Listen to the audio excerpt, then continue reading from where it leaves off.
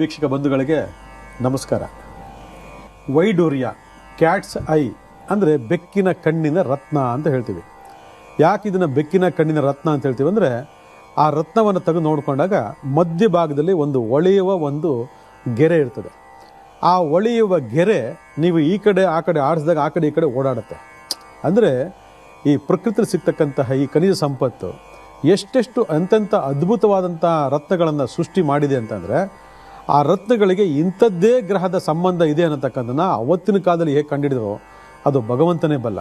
ಆದರೆ ಅದು ಕಂಡಿಡ್ತಕ್ಕಂತಹ ನಿಖರತೆ ಎಷ್ಟು ಸ್ಪಷ್ಟವಾಗಿ ನಮಗೆ ಗೊತ್ತಾಗ್ತಿದೆ ಅಂದರೆ, ಆಯಾ ತಾರೀಕಿನವರು ಆಯಾ ಜನ್ಮಗನುಗುಣವಾಗಿ ಅಥವಾ ಆಯಾ ನಕ್ಷತ್ರಗನುಗುಣವಾಗಿ ಆಯಾ ರತ್ನಗಳನ್ನು ಧಾರಣೆ ಮಾಡಿಕೊಂಡಾಗ ಸಿಗ್ತಕ್ಕಂತಹ ಅಭೂತಪೂರ್ವ ಫಲಿತಾಂಶಗಳಿಂದ ಇದು ಕರೆಕ್ಟಾದಂಥ ಒಂದು ಟ್ಯಾಲಿ ಆಗಿದೆ, ಇದು ಕರೆಕ್ಟಾಗಿ ನಿರ್ಧಾರ ಮಾಡಿದೆ, ನಾನು ಹಾಕೊಂಡಿರ್ತಕ್ಕಂಥದ್ದು ಕರೆಕ್ಟಾಗಿದೆ, ಇದರಲ್ಲಿ ಏನೋ ಒಂದು ಅದ್ಭುತ ಇದೆ ಅಂತೇಳಿ ಆವತ್ತಿನ ಕಾಲದಲ್ಲಿ ರಾಜ ಮಹಾರಾಜಗಳು ಕಂಡಿಡ್ಕೊಂಡ್ಬಿಟ್ಟಿದ್ರು. ಅದಕ್ಕೆ ಈ ರತ್ನವನ್ನು ಧಾರಣೆ ಮಾಡ್ಕೊಳ್ಳೋದಕ್ಕೆ ಭಾಳಷ್ಟು ಜನ ತುದಿಗಾಲಿರ್ತಾರೆ. ಅದ್ರಲ್ಲಿ ಯಾರು ಅಂತಂದರೆ, ಈ ಶತ್ರುಗಳನ್ನು ಜಯಿಸಬೇಕು, ಶತ್ರುಗಳಿಂದ ಪಾರಾಗಬೇಕು ಅಂತಿರ್ತಕ್ಕಂಥ ಎಲ್ಲರೂ ಕೂಡ ಈ ವೈಡೂರ್ಯ ರತ್ನವನ್ನು ಧಾರಣೆ ಮಾಡ್ತಿದ್ರಂತೆ. ಅಲ್ಲಿಗೆ ಯುದ್ಧಕ್ಕೆ ಹೋಗೋದಕ್ಕಿಂತ ಮುಂಚಿತವಾಗಿ ಯುದ್ಧವನ್ನು ಗೆಲ್ಲಬೇಕು ಅಂತಿರ್ತಕ್ಕಂಥ ಎಲ್ಲರೂ ಕೂಡ ಈ ವೈಡೂರ್ಯ ರತ್ನವನ್ನು ಧರಿಸ್ಕೊಂಡು ಯುದ್ಧಕ್ಕೆ ಹೋಗ್ತಿದ್ರಂತೆ. ಯಾಕಂದರೆ ಯಾವುದೇ ರಾಜ ತಾನು ಯುದ್ಧ ಮಾಡ್ತಕ್ಕಂಥ ಸಂದರ್ಭದಲ್ಲಿ ವೈಡೂರ್ಯ ರತ್ನವನ್ನು ಧಾರಣೆ ಮಾಡ್ಕೊಂಡ್ರೆ ಅವನಿಗೆ ಖಂಡಿತವಾಗಿ ಜಯ ಕಟ್ಟಿಟ್ಟ ಬುತ್ತಿ ಅಂತೆ. ಅವನು ಸೋಲೆ ಕಾಣ್ತಿರ್ಲಿವಂತೆ. ಅದು ಮುಂದೆ ಮುಂದೆ ಎಲ್ಲ ಗೊತ್ತಾಗಿ ಎಲ್ಲರದನ್ನು ಶೂರು ಹಚ್ಕೊಂಡ್ಬಿಟ್ರು. ಇದೊಂದು ಸೀಕ್ರೆಟ್ಟು ಅಲ್ಲಿ ಗೊತ್ತಾಗೋಯ್ತು ಎಲ್ರಿಗೂ. ಅಂದರೆ ಒಬ್ಬ ವ್ಯಕ್ತಿಯನ್ನು ಗೆಲ್ಲಿಸುತ್ತೆ ಅಂತಂದರೆ ನಾವೇನು ಯುದ್ಧ ಆಡೋಕೆ ಹೋಗಬೇಕಾಗಿಲ್ಲ, ನಮ್ಮ ಜೀವನದಲ್ಲೇ ಒಂದು ದೊಡ್ಡ ಯುದ್ಧ ನಡೀತಾ ಇರ್ತದೆ. ಆ ಯುದ್ಧದ ಸಮಸ್ಯೆಗಳಲ್ಲಿ ನಾವು ಮುಳುಗೋಗಿರ್ತೀವಿ. ಆ ಯುದ್ಧದ ಸಮಸ್ಯೆಗಳನ್ನು ನಾವು ನಿವಾರಣೆ ಮಾಡ್ಕೋಬೇಕು ಅಂತಂದಾಗ ನಾವು ಮಾಡಬೇಕಾದ ಕೆಲಸ ಏನಪ್ಪ ಅಂದರೆ ವೈಡೂರ್ಯ ಧಾರಣೆ. ಆ ವೈಡೂರ್ಯ ಧಾರಣೆಯನ್ನು ಯಾವಾಗ ಮಾಡ್ಕೋಬೇಕು, ಹೇಗೆ ಮಾಡ್ಕೋಬೇಕು, ಇದಕ್ಕೇನಾದರೂ ನೀತಿ ನಿಯಮಗಳಿದಾವ, ಇದಕ್ಕೂ ಗ್ರಾಹಕತೆಯ ಸಂಬಂಧ ಇದೆಯಾ ಅಂತಂದರೆ ಖಂಡಿತವಾಗಿ ಉಂಟು. ಆದ್ದರಿಂದ ವೈಡೂರ್ಯವನ್ನು ಧಾರಣೆ ಮಾಡಬೇಕಾದಾಗ ಮುಂಚೆ ನಾವು ನಮ್ಮ ಆರೋಸ್ಕೋಪ್ ಇರತಕ್ಕಂಥ ಕೇತುವಿನ ಸ್ಥಾನವನ್ನು ನೋಡ್ಕೋಬೇಕು. ಕೇತು ಅಂದರೆ ಯಾರು? ಮೋಕ್ಷಕಾರಕ. ಕೇತು ಅಂದರೆ ಯಾರು? ಜ್ಞಾನಕಾರಕ. ಕೇತು ಅಂದರೆ ಯಾರು? ಸನ್ಯಾಸಿ. ಇದರೆಲ್ಲ ಒಂದು ಲೆಕ್ಕಾಚಾರಗಳು ಕೆಲವೊಂದು ಮೂಲ ಗ್ರಹಗಳಿಗೆ ನಿಗದಿತವಾಗಿರೋದ್ರಿಂದ ನಾವು ಧಾರಣೆ ಮಾಡ್ತಕ್ಕಂತಹ ರತ್ನಗಳನ್ನು ನಾವು ಯಾವಾಗಲೂ ಕೂಡ ನಮ್ಮ ಜಾತಕದ ರೀತಿ ನೋಡಿ ಆಯ್ಕೆ ಮಾಡ್ಕೋಬೇಕಾಗ್ತದಂತೆ. ಯಾಕಂದರೆ ನಾವು ಆಯ್ಕೆ ಮಾಡ್ಕೊಳ್ತಕ್ಕ ರತ್ನದಲ್ಲಿ ಏನೋ ವ್ಯತ್ಯಾಸ ಆಯಿತು ಅಂತಂದಾಗ ಕೇತುವಿನ ಅಷ್ಟು ವಿಚಾರಗಳು ಏನಾಗುತ್ತೆ ಅಂದರೆ ನಮಗೆ ನೆಗೆಟಿವ್ ಆಗಿ ಕನ್ವರ್ಟ್ ಆಗುವಂಥ ಸಾಧ್ಯತೆ ಇರ್ತದೆ. ಅಥವಾ ಆ ಕೇತುವಿನ ರತ್ನವನ್ನು ಧಾರಣೆ ಮಾಡ್ಕೊಂಡಾದ್ಮೇಲೆ ನಮಗಿದ್ದಂಥ ಒಂದು ಕಮರ್ಷಿಯಲ್ ಮೆಂಟಾಲಿಟಿ ಹೋಗಿ ಒಂದು ಸ್ವಲ್ಪ ಸ್ಪಿರಿಚುವಲ್ ಮೆಂಟಾಲಿಟಿ ಬರೋದಕ್ಕೂ ಕಾರಣ ಆಗಿರ್ತದೆ. ಒಬ್ಬ ಸೆಲೆಬ್ರಿಟಿ, ಒಬ್ಬ VIP ಅಥವಾ VVIP ಅಥವಾ ದೊಡ್ಡ ವ್ಯಕ್ತಿ, ಅವನ ಸಾಧನೆ ಹಿಂದೆ ಒಂದು ರತ್ನದ ಪ್ರಭಾವ ಇದ್ದೇ ಇರುತ್ತೆ. ಬೇಕಾದ್ರೆ ಚೆಕ್ ಮಾಡ್ಕೊಳ್ಳಿ ಅಂತ ಹೇಳಿದೆ ನಾನು. ಎಷ್ಟೋ ಜನ ಚೆಕ್ ಮಾಡಿಬಿಟ್ಟು ಕರೆಕ್ಟ್ ಅವ್ರು ಅದನ್ನು ಹಾಕಿದ್ದಾರೆ, ಇವ್ರು ಇದನ್ನು ಹಾಕಿದ್ದಾರೆ, ಅವ್ರು ಇದಾಕಿದ್ಮೇಲೆ ಒಳ್ಳೇದಾಯ್ತಂತೆ, ನಾನು ಆ ಲೇಖನಗಳೆಲ್ಲ ಓದಿದ್ದೀನಿ, ನಾನು ಇಂಟರ್ವ್ಯೂ ಎಲ್ಲ ಓದಿದ್ದೀನಿ ಅಂತ ಹೇಳ್ತಾರೆ. ಆದರೆ ನಮ್ಮಲ್ಲಿ ಮನಸ್ಥಿತಿ ಏನು ಅಂತಂದರೆ, ನಾವು ಯಾವುದೋ ಒಂದು ಹಾಕೊಂಡ್ಬಿಡೋಣ, ನಾವು ಆ ರೀತಿ ಆಗದಿರೋದು ಬೇಡ, ಅಥವಾ ನಾವು ಆ ರೀತಿ ಆಗಬೇಕು, ಅಥವಾ ನಮಗೆ ಆಗುತ್ತೋ ಇಲ್ವೋ, ಅವ್ರದ್ದು ಏನೇನು ಹಣ ಬರೋವೋ ನಮ್ದೇನು ಹಣ ಬರೋವೋ, ಈ ರೀತಿ ಲೆಕ್ಕಾಚಾರದಲ್ಲಿ ಹೋಗ್ಬಿಡ್ತಾರೆ.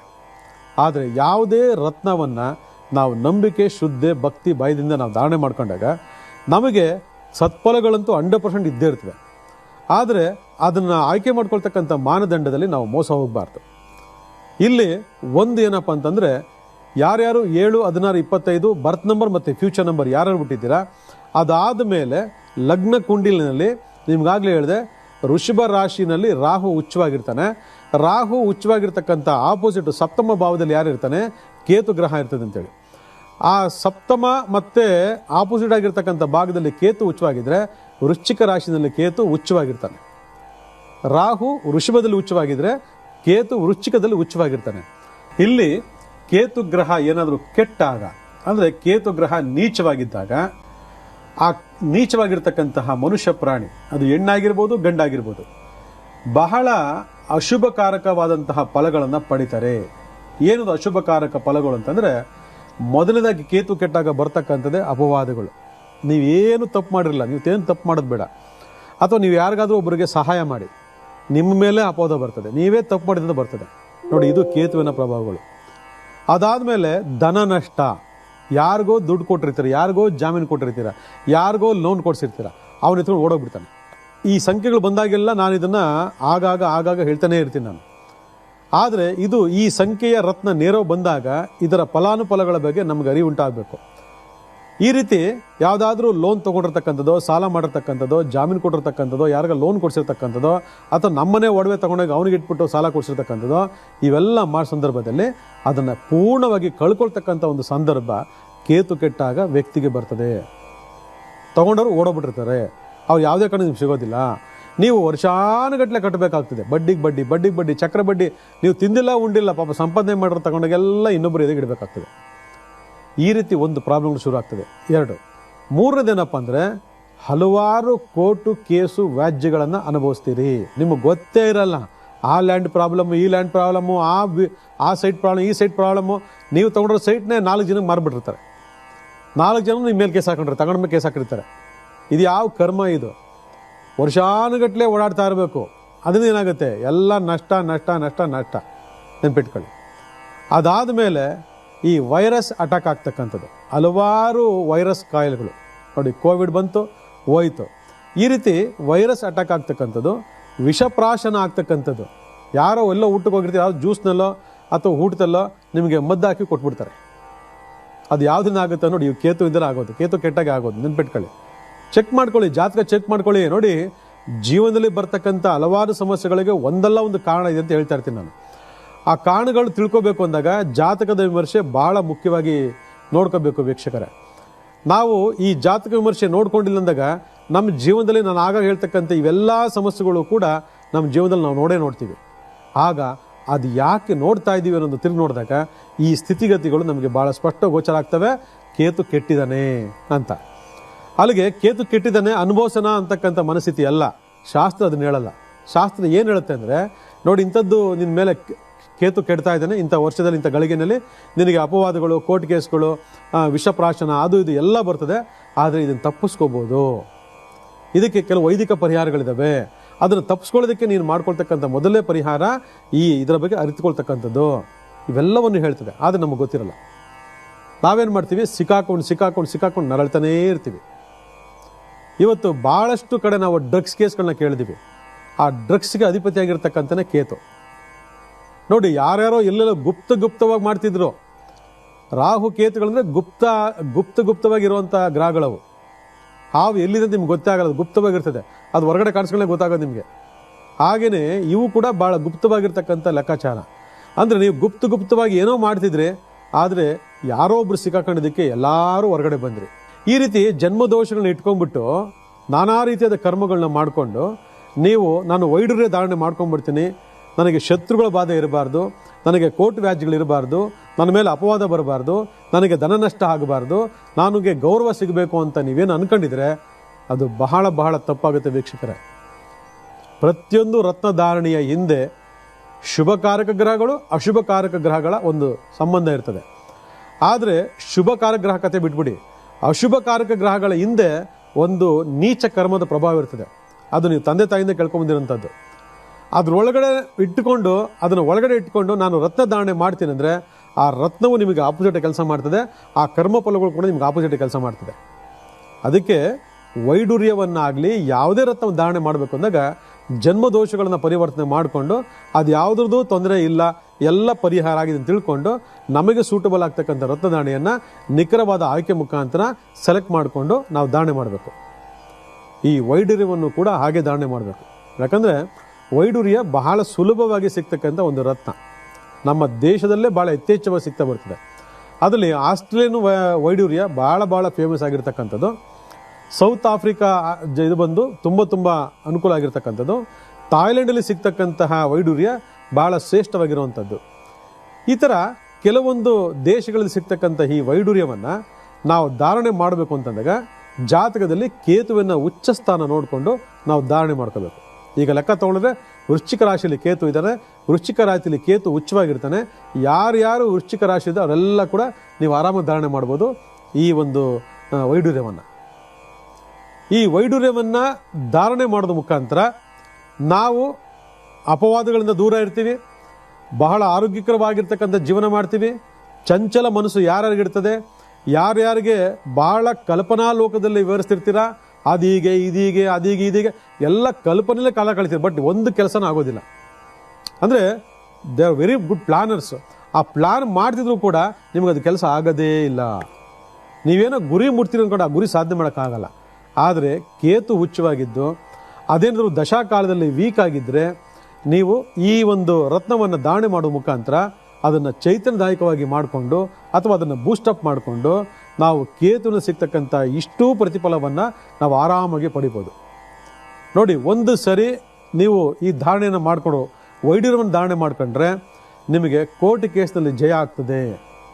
ನೋಡಿ, ಯಾವುದ್ಯಾವುದೋ ವ್ಯಾಜ್ಯಗಳು, ಯಾವುದ್ಯಾವುದೋ ತೊಂದರೆಗಳು, ಯಾವುದ್ಯಾವುದೋ ಒಂದು ಕೌಟುಂಬಿಕ ಕಲಹಗಳಲ್ಲಿ ನೀವು ಕೋರ್ಟ್ ಮೊರೆ ಹೋಗಿರ್ತೀರ. ಯಾರು ಇದನ್ನು ನಿಯಮಿತವಾದಂಥ ಒಂದು ನಿಯಮದಲ್ಲಿ ಆಚರಣೆ ಮಾಡಿಕೊಂಡು ಅದನ್ನು ವೇರ್ ಮಾಡ್ಕೊಂಡ್ರೆ, ಧಾರಣೆ ಮಾಡ್ಕೊಂಡ್ರೆ ನಿಮಗೆ ಕೋರ್ಟ್ ಕೇಸ್ನಲ್ಲಿ ಜಯ ಆಗ್ತದೆ, ನಿಮಗೆ ಆರೋಗ್ಯ ಭಾಗ್ಯ ಸಿಗ್ತದೆ, ಮಾನಸಿಕ ಚಿತ್ತಚಾಂಚಲ್ಯ ನಿವಾರಣೆ ಆಗ್ತದೆ, ಬಟ್ ಕುಟುಂಬದಲ್ಲಿರ್ತಕ್ಕಂತಹ ಗೌರವ ನಿಮಗೆ ಜಾಸ್ತಿ ಆಗ್ತದೆ. ಅದಾದ ಮೇಲೆ ವಿಶೇಷವಾಗಿರ್ತಕ್ಕಂಥ ಆಧ್ಯಾತ್ಮಿಕ ಜ್ಞಾನ ಉಂಟಾಗ್ತದೆ. ನೋಡಿ, ಸ್ಪಿರಿಚುವಲ್ ಮೈಂಡ್, ಸ್ಪಿರಿಚುವಲ್ ಲೈಫ್ ಅಂತ ಕರಿತೀವಿ. ಇವತ್ತೆಲ್ಲ ಭಾಳ ಜನ ಯೋಗ, ಧ್ಯಾನ, ಮೆಡಿಟೇಷನ್ಸು ಅದು ಇದು ಭಾಳ ಜನ ಮಾಡ್ತೀರಿ.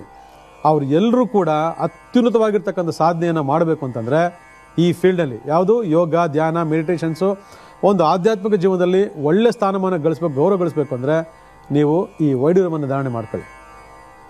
ಎಷ್ಟು ಅದ್ಭುತವಾಗಿರ್ತಕ್ಕಂಥ ಪ್ರತಿಫಲವನ್ನು ಕೊಡ್ತಿದೆ ಅಂದರೆ ಅದನ್ನು ಮಾಡ್ಕೊಳ್ಳಿ. ಈ ಪುರೋಹಿತರು ಮತ್ತು ಲಾಯರ್ಸು ಮತ್ತು ಎಲ್ಲ ವಿದ್ಯಾರ್ಥಿಗಳು ಅಂದರೆ ಸ್ಟೂಡೆಂಟ್ಸ್ ಯಾರು ಓದ್ತೀವರೆಲ್ಲರೂ ಕೂಡ, ಅದಾದಮೇಲೆ ಪೊಲೀಸ್ ಆಫೀಸರ್ಸ್, ಅದಾದಮೇಲೆ ವಿಜ್ಞಾನಿಗಳು, ಅದಾದಮೇಲೆ ರಾಜಕೀಯ ವ್ಯಕ್ತಿಗಳು ಈ ರತ್ನವನ್ನು ಧಾರಣೆ ಮಾಡೋದ್ರ ಮುಖಾಂತರ ಬಹಳ ಅದ್ಭುತವಾಗಿರ್ತಕ್ಕಂತಹ ಗೌರವಯುತವಾದಂತಹ ಒಂದು ಕೆಲಸ ಕಾರ್ಯಗಳನ್ನು ಮಾಡಿಕೊಂಡು ದೇಶದಲ್ಲಿ ಸತ್ಪ್ರಜೆಯಾಗಿ ಬದುಕ್ಬೋದು. ಇಂಥೊಬ್ಬ ವ್ಯಕ್ತಿ ಇದ್ರಪ್ಪ, ಈಗಿತ್ತಪ್ಪ, ತುಂಬ ಚೆನ್ನಾಗಿ ನೋಡ್ಕೊಂಡ್ರಪ್ಪ, ತುಂಬ ಚೆನ್ನಾಗಿ ಮಾಡಿದ್ರಪ್ಪ ಅಂತ ಅನ್ಕೋಬೋದು. ಈ ಥರ ಹಲವಾರು ಒಳ್ಳೊಳ್ಳೆಯ ಫಲವನ್ನು ಕೊಡ್ತಕ್ಕಂತಹ ಈ ಕೇತು ನೀಚನಾಗಿದ್ದಾಗ ಹಾಕೊಂಡ್ರೆ ಅದು ಎಲ್ಲ ಕೂಡ ಹೊರಟು ಬಿಡ್ತದೆ. ಅದರಿಂದ ಕೇತು ಅಂತಕ್ಕಂತಹ ಈ ವೈಡೂರ್ಯ ರತ್ನವನ್ನು ಧಾರಣೆ ಮಾಡ್ಕೊಬೇಕಂದಾಗ ರಾಶಿ ಕುಂಡಲಿರ್ತಕ್ಕಂತಹ ನವಗ್ರಹಗಳ ಸ್ಥಿತಿಗತಿ ಮತ್ತು ಕೇತುವಿನ ಸ್ಥಿತಿಗತಿ ಸ್ಥಾನಮಾನವನ್ನು ಬಹಳ ಮುಖ್ಯವಾಗಿ ನೋಡಿಕೊಂಡು ಧಾರಣೆ ಮಾಡಬೇಕಾಗತ್ತೆ. ವೈಡೂರ್ಯವನ್ನು ಧಾರಣೆ ಮಾಡ್ಕೊಳ್ಳೋದಕ್ಕೆ ಕೇತು ಯಾವ ಸ್ಥಾನದಲ್ಲಿದ್ದಾನೆ ರಾಶಿಯಲ್ಲಿ ಅಥವಾ ಜನ್ಮ ಸಂಖ್ಯೆಯಲ್ಲಿ, ಭಾಗ್ಯ ಸಂಖ್ಯೆಯಲ್ಲಿ ಅಥವಾ ನಕ್ಷತ್ರಗಳ ಆಧಾರದ ಮೇಲೆ ನಾವು ಧಾರಣೆ ಮಾಡಬೇಕು ಅನ್ನೋದ್ರ ಬಗ್ಗೆ ಒಂದು ನಿಖರವಾದಂತಹ ಮಾಹಿತಿಯನ್ನು ಸಂಗ್ರಹ ಮಾಡಿಕೊಂಡು ಆ ನೀತಿ ನಿಯಮದ ಪ್ರಕಾರ ಧಾರಣೆ ಮಾಡಬೇಕು. ಈಗ ಪೂಜಾ ವಿಧಾನದ ಬಗ್ಗೆ ಮಾತಾಡೋಣ. ವೈಡೂರ್ಯವನ್ನು ಅಂದರೆ ಒಳ್ಳೆಯ ಅಸಲಿ ವೈಡೂರ್ಯವನ್ನು ತಗೊಂಡು ಬಂದು ನೀವೇನು ಮಾಡಬೇಕು, ಗಣಪತಿ ಫೋಟೋ ಮುಂದಗಡೆ ಇಡಬೇಕು. ನೋಡಿ, ಒಂದೊಂದು ರತ್ನಗಳಿಗೂ ಒಂದು ಅಧಿದೇವತೆಗಳಿದ್ದಾರೆ, ಒಂದೊಂದು ಗ್ರಹಗಳಿಗೂ ಒಂದು ಅಧಿದೇವತೆಗಳಿದ್ದಾರೆ. ಆ ಲೆಕ್ಕದ ಪ್ರಕಾರ ಗಣಪತಿಯ ಫೋಟೋದ ಕೆಳಗಡೆ ಒಂದು ಕಂದು ಬಣ್ಣದ ಬಟ್ಟೆ, ನೋಡಿ ಒಂದೊಂದಕ್ಕೂ ಬಣ್ಣಗಳನ್ನು ಹೇಳ್ತಾನೇ ಇದ್ದೀನಿ, ಒಂದೊಂದು ರತ್ನಕ್ಕೂ ಅದರದೇ ನಿರ್ಕರವಾದಂತಹ ಒಂದು ಬಣ್ಣಗಳಿದ್ದಾವೆ. ಆ ಬಣ್ಣದ ಬಟ್ಟೆಯನ್ನೇ ಅಳವಡಿಸ್ಕೋಬೇಕು ಅಂತೇಳಿ, ಬಳಕೆ ಮಾಡ್ಕೋಬೇಕು ಅಂತೇಳಿ. ಇದಕ್ಕೆ ಕಂದು ಬಣ್ಣದ ಒಂದು ಬಟ್ಟೆಯನ್ನು ಹಾಕ್ಕೊಂಡು ನೀವೇನು ಮಾಡಬೇಕು, ಆ ವೈಡೂರ್ಯವನ್ನು ಇಟ್ಟು ನೀವೇನು ಮಾಡಬೇಕು, ಧೂಪ ದೀಪಾದಿಗಳಿಂದ ನೀವು ಪೂಜೆಯನ್ನು ಮಾಡಬೇಕು. ಅಲ್ಲಿಗೆ ಕೆಂಪು ಅಕ್ಷತೆ ಕಾಳಿನಿಂದ ಅದಕ್ಕೆ ಅರ್ಚನೆಯನ್ನು ಮಾಡಬೇಕು. ಅದನ್ನು ಮಾಡಬೇಕು ಅಂದಾಗ ಕೇತುವಿನ ಮಂತ್ರ ಆಗಿರ್ತಕ್ಕಂತಹ ಓಂ ಕ್ರೀಂ ಕೇತುವೆ ನಮಃ ಅಂತಕ್ಕಂಥ ಮಂತ್ರವನ್ನು ನೀವು 108 ಸರಿ 1008 ಸರಿ ಜಪ ಮಾಡೋದ್ರ ಮುಖಾಂತರ ಆ ಒಂದು ವೈಡೂರ್ಯಕ್ಕೆ ಚೈತನ್ಯವನ್ನು ಕೊಡಬೇಕು, ಪ್ರಾಣ ಪ್ರತಿಷ್ಠಾಪನೆಯನ್ನು ಕೊಡಬೇಕು. ಈ ಥರ ಚೈತನ್ಯದಾಯಕವಾದಂತಹ ಈ ರತ್ನವನ್ನು ನೀವೇನು ಮಾಡಬೇಕು, ಬೆಳ್ಳಿ ಅಥವಾ ಪಂಚಲೋಹ ಇದರಿಂದ ಈ ರಿಂಗ್ ಫಿಂಗರ್ಗೆ ಧಾರಣೆ ಮಾಡ್ಕೋಬೇಕು.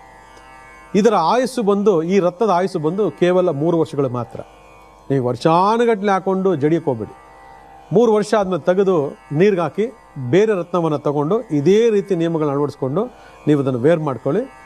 ಬಹಳ ಅದ್ಭುತವಾಗಿರ್ತಕ್ಕಂತಹ ಯೋಗ ಫಲಗಳು ಸಿಗುತ್ತೆ, ಆರೋಗ್ಯ ಸುಧಾರಣೆ ಆಗುತ್ತೆ, ಮಾನಸಿಕ ಸ್ಥಿತಿ ಸೂರ್ಯ ಆಗ್ತದೆ, ಶತ್ರುಗಳು ನಾಶವಾಗ್ತಾರೆ, ಕೋರ್ಟು ಕೇಸು ವ್ಯಾಜ್ಯಗಳು ನಿವಾರಣೆ ಆಗ್ತದೆ, ಭಾಳಷ್ಟು ಹಣಕಾಸುಗಳು ಯಾವ್ದಾರು ಹಣ ಕೊಟ್ಟಿದ್ರೆ ವಾಪಸ್ಸು ಬರ್ತದೆ.